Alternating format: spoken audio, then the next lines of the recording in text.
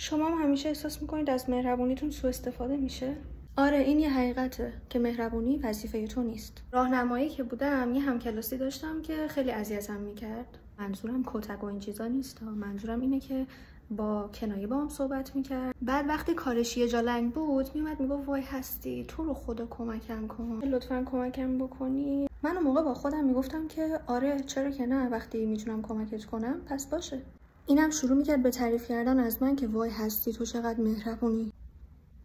بعد من موقع با خودم میگفتم وای من چقدر خفنم که تونستم به این کمک کنم. راستش این مهربونی نبوده، من اسکل بودم. بعدم وقتی که کارشون تمام میشد نادیده میگرفتن، چه خبری دیگه ازشون نمیشنیدم. بعدش یه روز به خودم اومدم گفتم که خب مجبور نیستم که بهشون سرویس بدم. پس اگه تو هم توی موقعیتی قرار گرفتی که همچین اتفاقی واسط افتاد، من بهت بگم که تو مجبور نیستی باشون خوب باشی. تو هم جوابشون نده وقتی که کاری ازت میخوان.